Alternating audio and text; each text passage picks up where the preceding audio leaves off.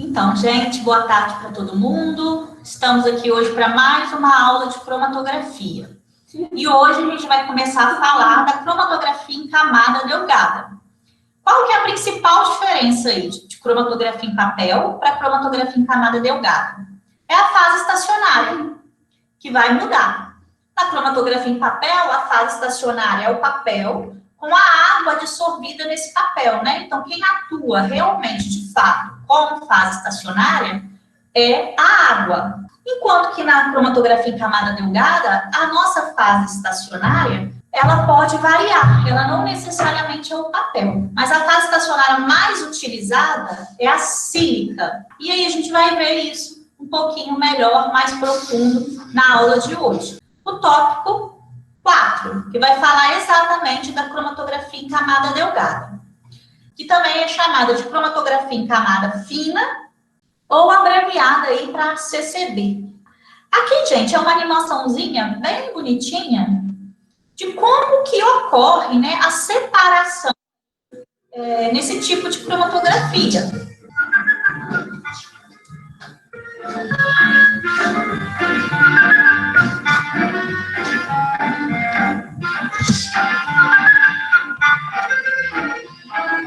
Então, observem, gente, que a minha amostra é uma mistura aí de vários componentes, que aqui na animação está representado por várias bolinhas, né, coloridas. Deixa eu voltar um pouquinho.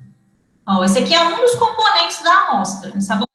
Mas na minha amostra eu tenho várias substâncias, é uma mistura aí de vários componentes.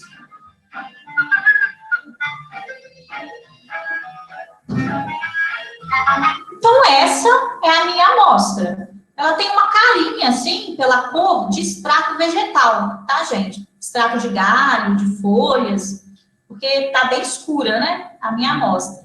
E vocês viram que ela é bem complexa, né? Ela tem várias substâncias aqui. E o que mais apareceu aqui? A minha cuba cromatográfica, já com a fase móvel aqui dentro. Tá vendo que é muito similar à cromatografia de papel? E aqui do lado eu tenho a minha CCD, a minha placa cromatográfica para cromatografia em camada delgada. Observe, então, como que ele aplica a amostra, né? Com a pontinha de uma pipeta de Pasteur. O importante é que a gente consiga aplicar bem pouquinho a amostra, porque esse tipo de cromatografia ela é bem sensível mesmo. Qualquer pouquinho da substância a gente vai conseguir visualizar e detectar.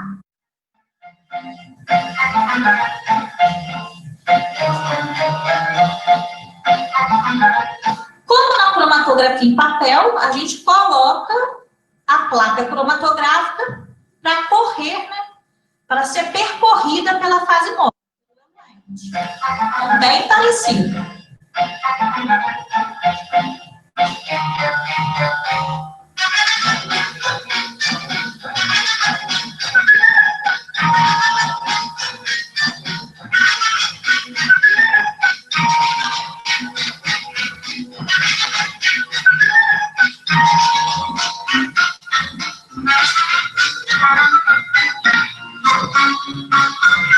E aí, à medida que a cromatografia vai acontecendo, a gente vai tendo a separação dos produtos.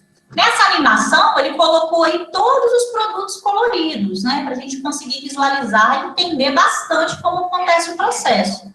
Mas muitas vezes, né, esses produtos são incolores. E depois que a gente utiliza um método de revelação, eles passam a ficar coloridos.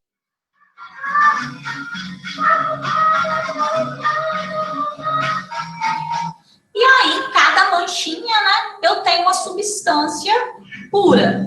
Então, eu separei a substância ali em várias manchinhas na minha placa cromatográfica. Então, gente, essa daí, né, é a ideia, é o princípio aí da cromatografia em camada delgada e como ela acontece. E aí, o que mais tem para vocês aí na plataforma? Tem o livro com conteúdo, tem um questionário que vai ficar para vocês fazerem essa semana, tem um artigo ilustrando a aplicação da CCD na determinação de fármacos diuréticos, utiliza essa técnica para poder determinar esses fármacos, só que utiliza a cromatografia em camada delgada em associação à espectrofotometria. E aí tem um fórum também de discussão para a gente discutir e falar um pouquinho do artigo. Então, aqui eu abri o livro, né, de cromatografia em camada delgada, CCD, e ele tem 6 capítulozinhos aqui. E aí a primeira coisa que a gente vai abordar é a definição de cromatografia em camada delgada, que ela é um método cromatográfico planar, ou seja, ela ocorre aí numa placa, né, num sistema bidimensional, semelhante à cromatografia em papel. Implica que a execução da técnica é bem parecida, conforme a gente viu ali na animação. Entretanto, a CCD tem muito mais aplicações do que a cromatografia em papel. E, na verdade, ela é muito mais utilizada. Eu trabalhei aí durante o meu mestrado, doutorado, também a graduação em laboratório. Eu posso falar que eu perdi as contas de quantas CCD eu fiz no laboratório. Várias aplicações. Entre elas, verificar se outros métodos cromatográficos funcionaram. Por exemplo, ela é muito utilizada para a gente acompanhar a cromatografia em coluna. Uma outra aplicação dela também, muito utilizada, é acompanhar uma reação química. Por exemplo, a gente começa a fazer uma reação química. Como que eu sei que o produto começou a ser formado? Por cromatografia em camada delgada. E aí, pelo nome, o que a gente pensa? Cromatografia em camada delgada. É uma cromatografia onde a minha fase estacionária é uma camada fina, sólida, em cima de um suporte. Essa camada fina e sólida é a minha fase estacionária e é o que a gente chama de adsorvente. E o suporte, geralmente, é vidro, é uma placa de vidro, ou uma placa de alumínio, ou é uma folha de alumínio. E por que essa camada fina, sólida, é chamada de adsorvente?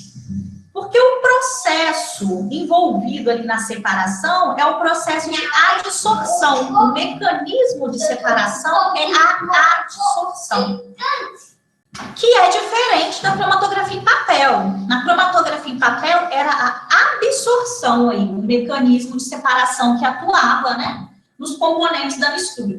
Aqui é a adsorção. Isso quer dizer o quê? Quer dizer que a interação entre a fase estacionária, né, a minha placa cromatográfica, os componentes da minha amostra, vai ser na superfície, né, na superfície ali do meu adsorvente, que geralmente é sílica. E esse processo de adsorção, imagina aqui que eu tenho a minha mistura, né? E aí, um dos componentes vai percorrer a fase estacionária, né? E vai interagir ou não com a fase estacionária na superfície, e não no interior. Por isso que é absorção, e não absorção. E essa interação acontece por ligações intermoleculares, tá? Como ligação de polo e ligações de hidrogênio. E aí, que fase estacionária é essa?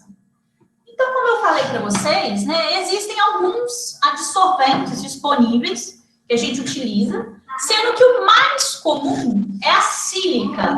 O que é a sílica? É o óxido de silício. Ele é um pozinho branco que ele pode ter diferentes granulometrias. Por exemplo, ele está na superfície dessas placas de vidro aqui. Não sei se vocês conseguem ver. Só que ele é tão fininho, ó, que a gente nem consegue ver os grânulos. Ele quase que forma uma camada ali uniforme. Na verdade, na cromatografia em camada delgada, essa placa, ela tem que ser bem uniforme para que a sua cromatografia tenha bons resultados. E aqui já é ela em pó, sem estar, né, absorvida ali na superfície, em alguma superfície, seja do vidro ou seja aí do alumínio. E quando a gente for ver em cromatografia em coluna, o absorvente mais utilizado também é a sílica. Só que aí a gente utiliza ela nesse formato aqui. E a gente, no laboratório, a gente consegue produzir as nossas próprias plaquinhas cromatográficas. A gente pode comprar elas prontas, mas a gente também consegue produzir elas no laboratório. Só que a gente reproduz, a gente consegue fazer placas cromatográficas quando a gente utiliza o vidro como suporte. Utilizando o alumínio, a gente não consegue. É bem difícil. Aí é um processo industrial, automatizado, e aí a gente compra elas. E a de alumínio é muito difícil recuperar também. E aí, gente, a sílica é o SiO2. E se a gente olhar um pouquinho melhor, né, para a estrutura da sílica, o que a gente vai ter? Ele é um óxido inorgânico, ele não é um composto orgânico, né, ele é inorgânico.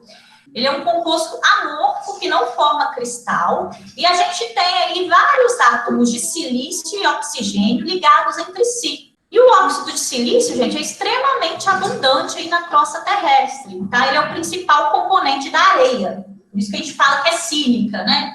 Os silicatos aí são principais componentes, tanto do vidro como da areia. Só formando estruturas diferentes. Então, o que a gente tem que observar aqui da estrutura da sílica, do óxido de silício? É que ele faz diversas ligações no seu interior, silício e oxigênio, só que na superfície da sílica, os oxigênios da superfície, eles estão ligados a átomos de hidrogênio. Isso faz com que a sílica tenha características polares e levemente ácidas. Por que ácidas? Porque esses silicatos, né, a sílica consegue perder esse átomo de hidrogênio aqui, que está ligado ao oxigênio. Então, ela consegue liberar H+ no meio. Mas ela não é um ácido forte, é um ácido bem fraquinho, tá, gente? Só que ela é uma fase estacionária polar, assim como a água. Então, aqui na cromatografia em camada delgada, né, a gente continua com o mesmo raciocínio. Eu utilizo uma fase estacionária polar e, geralmente, uma fase móvel apolar. Aqui, gente, tem mais um videozinho, né?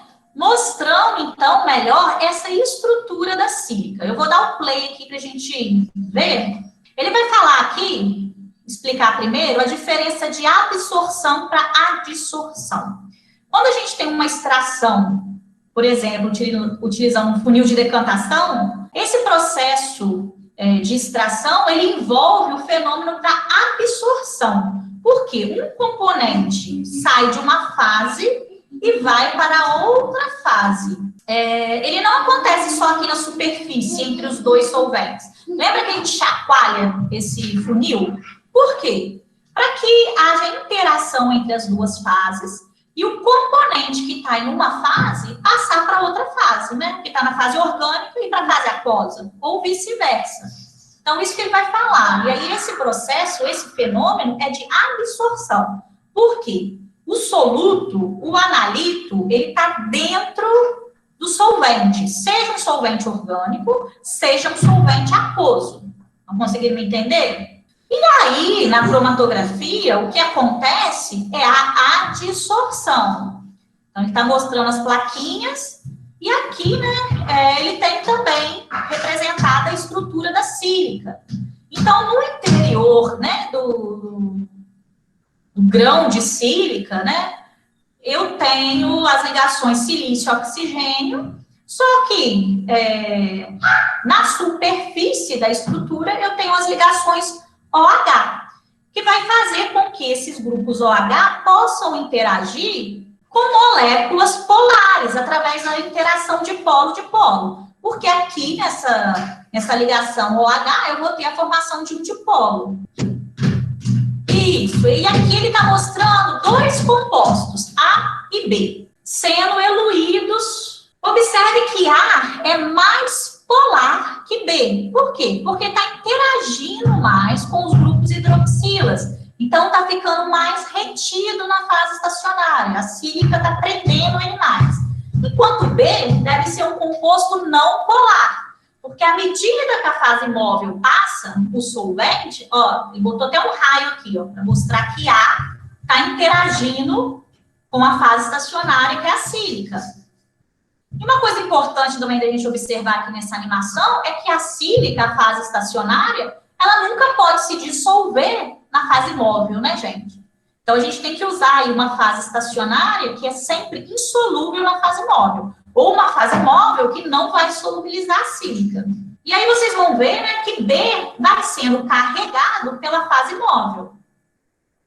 Porque não interage fortemente com a sílica. Por quê? Porque não deve, provavelmente B não tem momento de dipolo, não tem carga. Ele é apolar. Então ele vai embora, né? Porque ele não interage com as cargas do dipolo aqui da hidroxila.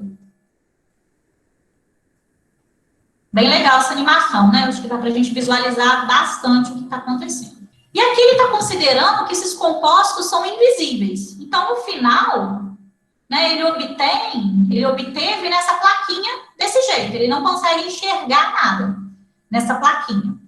Então, o que ele faz? Ele leva essa placa no ultravioleta. Ele fala que é possível que elas sejam visíveis. Se ela não for, a gente pega uma lâmpada ultravioleta, né? E tenta enxergar, então, essas duas substâncias. E aqui, gente, o mais legal da cromatografia em camada delgada é que a resolução dela é muito, muito boa. Principalmente comparada à cromatografia em papel. Vocês vão ver que aqui na cromatografia em camada delgada eu consigo esferas, círculos bem bonitinhos, bem perfeitos. Isso aqui, gente, é uma câmera também de luz ultravioleta. Tá vendo? Isso aqui é uma lâmpada ultravioleta. E pode ser até aquela lâmpada também que vocês gostam de utilizar lá na semana acadêmica, né? E aqui, ó, a gente chama de câmera ultravioleta, tá? É um equipamento também comum nos laboratórios, é onde a gente tem essa luz, é uma câmera escura, para que a gente possa enxergar melhor, só na luz ultravioleta.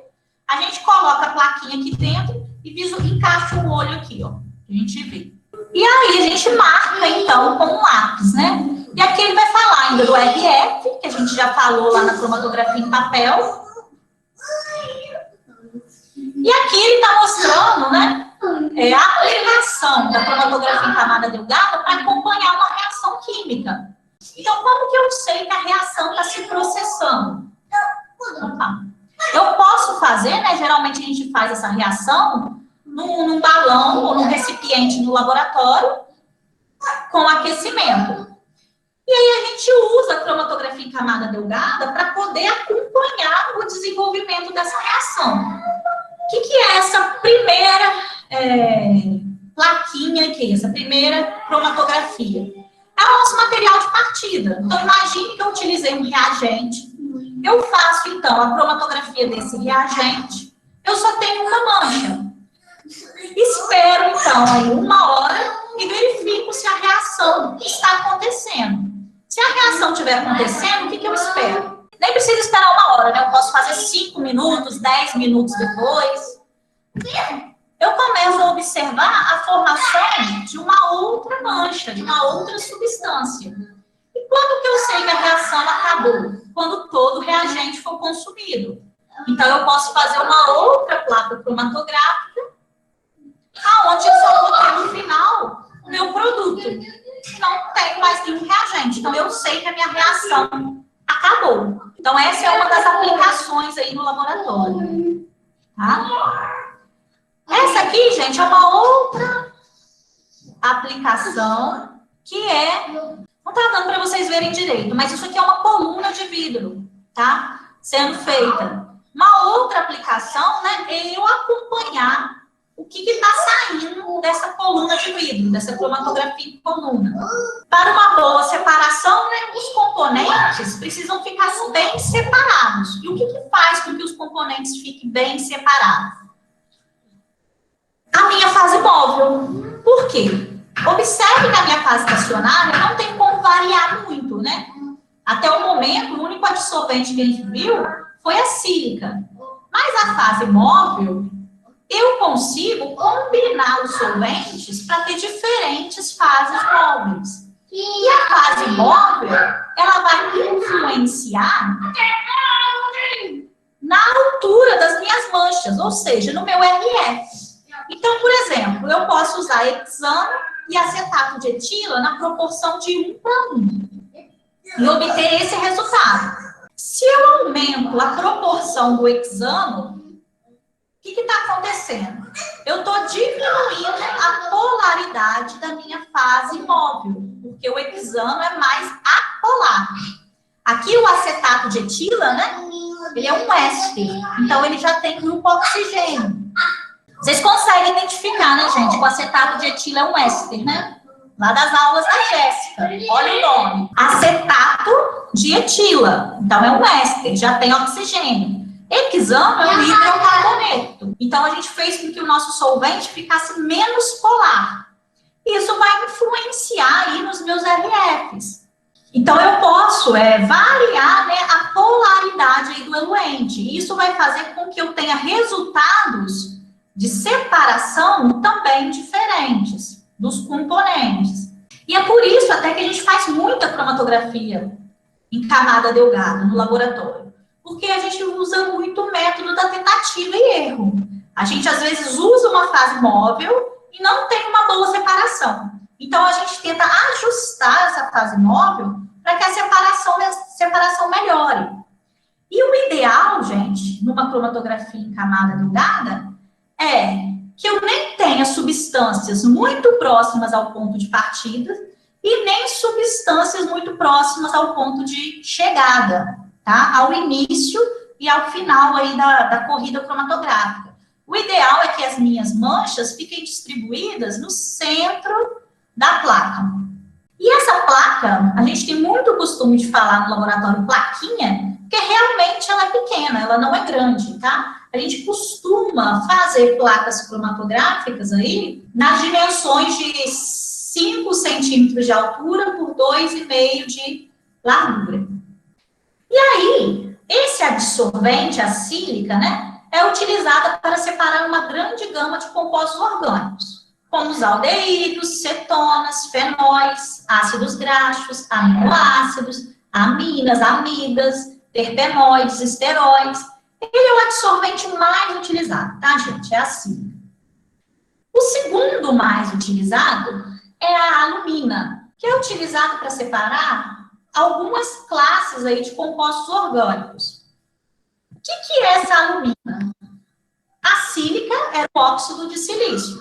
A alumina é o óxido de alumínio, tá? E eles têm estruturas e características um pouco parecidas. Só que a alumina é o óxido de alumínio, ao invés de ser um óxido com características ácidas, é um óxido com características básicas, tá? Então, ele é muito utilizado para separar substâncias que podem reagir com a sílica. Lembra que eu falei que a sílica é levemente ácida? Um ácido fraco, ele só vai reagir com uma base muito forte. E eu não sei se vocês lembram nas aulas de química orgânica, vamos ver se vocês lembram. Deixa eu fazer uma pergunta. Das funções orgânicas aí, que vocês aprendem, qual é a função que tem característica básica? Mais básica. As aminas que têm características básicas. Porque essas aminas fortemente básicas podem reagir com a sílica. Então, eu não consigo separar utilizando como fase estacionária a sílica. Então, eu vou e utilizo a alumina, que também é básica, então base com base não vai reagir. Por quê? Imagina se eu vou fazer uma separação e os componentes da amostra começam a reagir com a fase estacionária. Gente, cromatografia tem muita química orgânica, tá? Então, a gente vai sempre fazer esse link, né? Pra gente relembrar, porque o porquê, como a cromatografia funciona, muito é da química orgânica, da interação dos compostos orgânicos. E também não deixa de passar pela inorgânica, né? Quando a gente fala de ácido, de base, né? De óxidos, né? A gente está vendo aqui que os nossos adsorventes são óxidos. E aí, gente, a alumina é utilizada principalmente para separar aminas, tá? E ela nunca pode ser utilizada, tá? Para separar aldeídos, tá?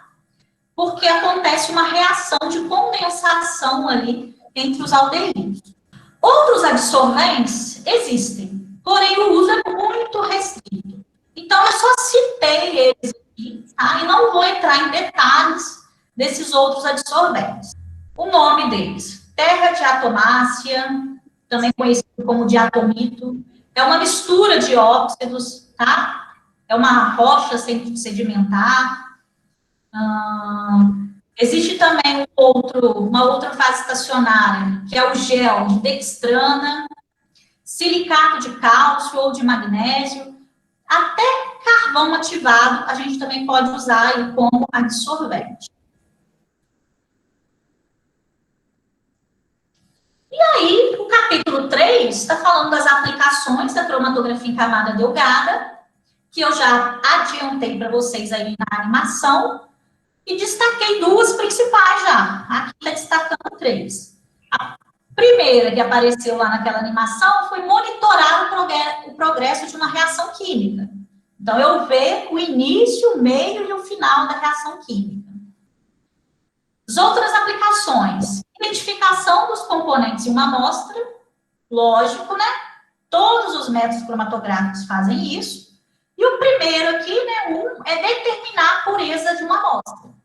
Como eu falei para vocês, a cromatografia em camada delgada, ela é muito sensível. Ela consegue detectar qualquer concentrações bem baixas mesmo da amostra. Então, essa aplicação aqui de item 1, determinar a pureza da amostra, é quando eu faço a cromatografia em camada delgada para ter certeza que eu só tenho uma substância ali. Eu ter certeza que eu só tenho uma substância é eu fazer a CCD e ver que só formou uma manchinha. Isso quer dizer que aquela substância, aquela amostra que eu tenho, tá bem pura aí. Eu deixei um link aqui para vocês, gente, que é um artigo de revisão, caracterização de fármacos por cromatografia em camada delgada.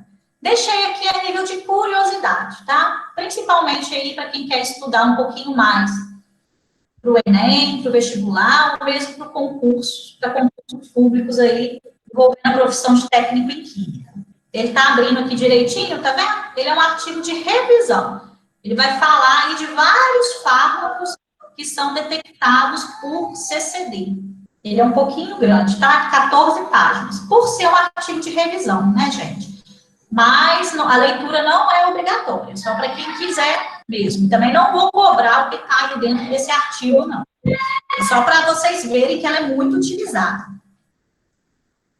E aí, o quarto capítulo nosso, que eu já adiantei a explicação também lá durante a animação, é a seleção da fase móvel.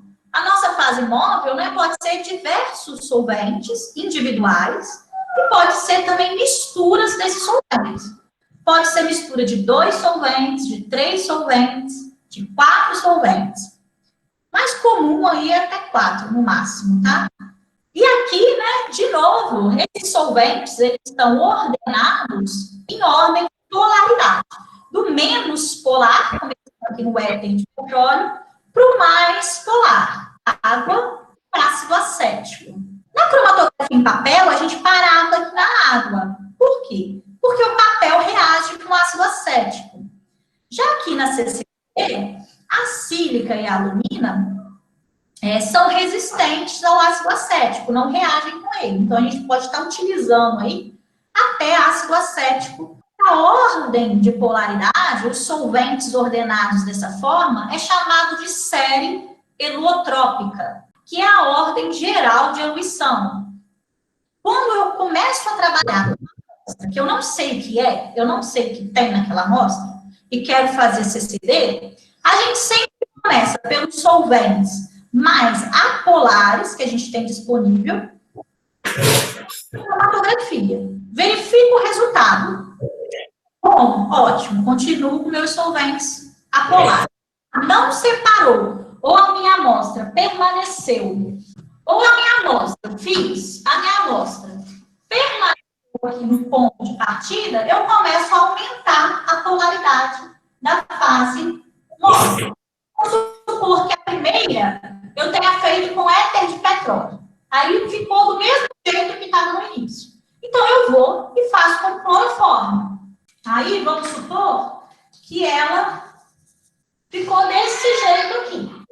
Tá vendo que eu consigo ver duas manchinhas, mas ainda próximas e muito embaixo? Então, o que eu faço? Eu repito agora, utilizando um solvente mais polar. Então, vamos supor que agora eu faço com etanol. Então, essa série helotrópica serve para a gente, para guiar a gente a escolher a fase móvel, os solventes que vão ser utilizados.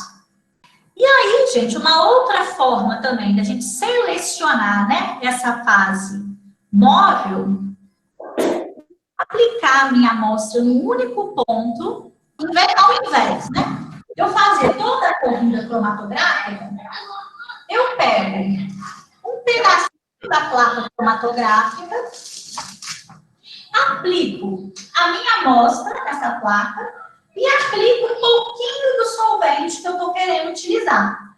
E aí, o que vai acontecer, né?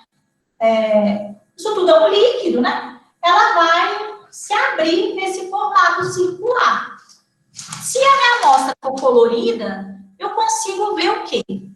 Essas manchas nesses formatos. Então, se a fase móvel, tá vendo? Criar esse anel maior e a minha amostra criar esse anel intermediário, quer dizer que essa fase móvel vai ser boa, tá adequada, vai me dar um bom desenvolvimento ou uma boa corrida cromatográfica. Agora, se o anel formado pela amostra ficar muito próximo ao anel formado pela fase móvel, quer dizer que as minhas manchinhas vão subir muito. Seria essa figura aqui, tá vendo? Se o anel da amostra ficar muito no centro, em comparação com o anel formado pelo meu eluente, quer dizer que a hora que eu fizer a cromatografia, os componentes da amostra vão ficar muito retidos. Seria ou essa primeira plaquinha ou essa segunda, tá? Então, essa técnica aqui é só para a gente gastar menos tempo aí, né? Tentar adiantar a nossa seleção da fase móvel. E aqui, gente, é uma figura que ilustra como pode ser trabalhoso, laborioso, a gente selecionar essa fase móvel, tá? Essa pessoa aqui tá com uma mistura para separar de 3 componentes. E aí ela queria uma separação com uma boa resolução, onde que ela conseguia enxergar cada círculo bem separado. E aí ela começou fazendo com hexano puro. Não subiu nada, né? Não conseguiu ver nada. Depois ela fez com tolueno. Então ela consegue ver 2 manchas já começando a se distinguir aqui. Depois ela fez com diclorometano. Então ela começa a ver 3 substâncias presentes na amostra, mas a resolução não está boa. Aí ela foi e fez com etanol. Consegue ver as 3 substâncias, mas também vê que a resolução não está boa, né? Que elas ficaram muito próximas. Então, o que essa pessoa pensa? Né? Entre diclorometano e etanol, parece que eu tenho uma mistura ideal aí de solventes. Poder ajustar essas manchas para elas ficarem mais no centro da placa e ficarem mais distribuídas aí pela placa cromatográfica. Então, ela começa a misturar diclorometano com etanol, na proporção de 9:1. Não ficou muito bom ainda. Poderia ter separado mais. Então, ela começa a aumentar a polaridade. Como que ela está aumentando a polaridade? Ela diminuiu o diclorometano, que era o solvente menos polar. E o etanol era o solvente mais polar. Esse solvente que eu vou usar, gente, depende do solvente que eu tenho disponível no meu laboratório para eu usar. Ou que eu tenho dinheiro para comprar. Então, ele foi fazendo, né? E aí, essa pessoa persistiu um pouco mais e resolveu misturar diclorometano, etanol e água, nas proporções de 65, 35 para 5. E aí, obteve, então, manchas mais redondinhas e bem separadas. Então, é um trabalho aí, né? Que pode gastar um tempinho. Apesar que para fazer uma plaquinha, a gente gasta aí em torno de 5 minutos, né, a corrida. no máximo aí 5 minutos. E aqui tem as dimensões, né? As mais usuais é a de 5 centímetros por 2 centímetros, e a gente também pode ter a cromatografia em camada delgada em placas grandes, em placas maiores, 20 centímetros por 20 centímetros. Quando que a gente utiliza essas placas maiores? Quando a gente quer recuperar o nosso composto no final, quando a gente quer fazer uma cromatografia preparativa, aí a gente usa uma placa maior.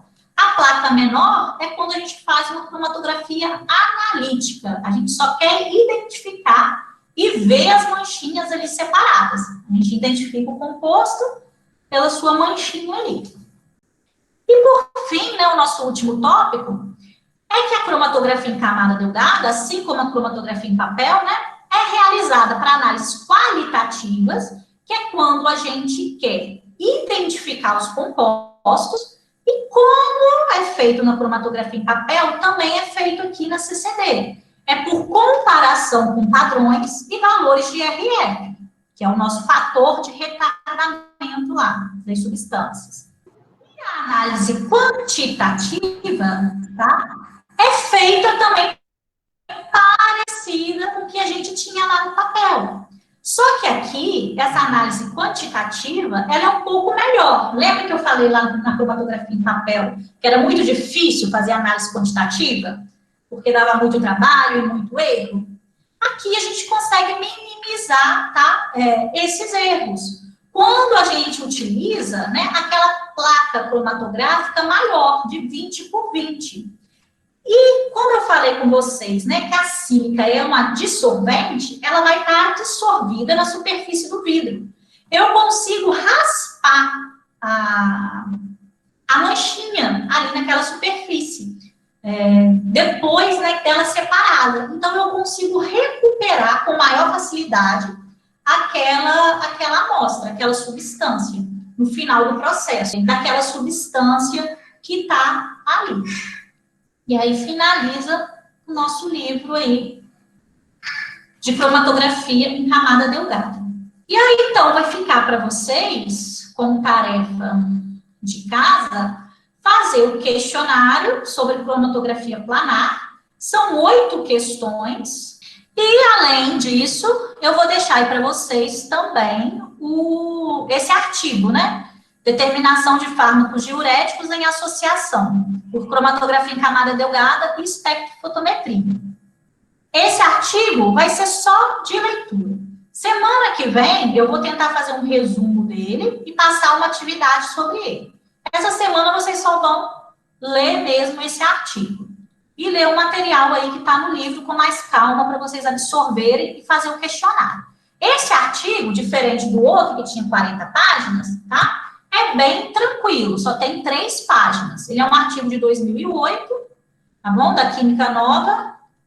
Ele é um artigo bem tranquilo mesmo de vocês lerem.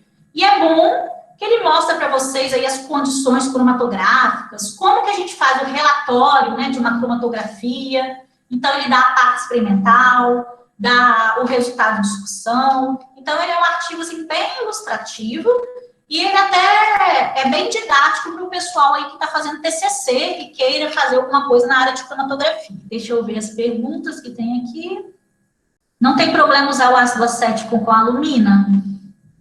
O ácido acético, muitas vezes, ele é utilizado em gotas. Não sei se vocês repararam, mas naquela plaquinha que a pessoa fez várias placas, a última lá tinha um pouquinho de ácido acético. E era uma proporção, assim, de 35, 65 e 5 ml de ácido acético. Então, o ácido acético, geralmente, ele melhora quando você tem uma mancha, ao invés dela estar assim, redondinha, ela está com um rastro, o ácido acético, ele melhora essa resolução. Então, ele é muito utilizado em gotas mesmo, só para melhorar. Então, muitas vezes, quando você tem uma mancha que está nesse formato, tá? A gente utiliza uma gotinha de ácido acético, aí ela melhora, aí ela vai e fica assim, redondinha. Então, é isso, pessoal. Boa tarde para todo mundo. Qualquer dúvida pode me mandar mensagem. E eu vou arrumar agora ali a descrição lá do questionário.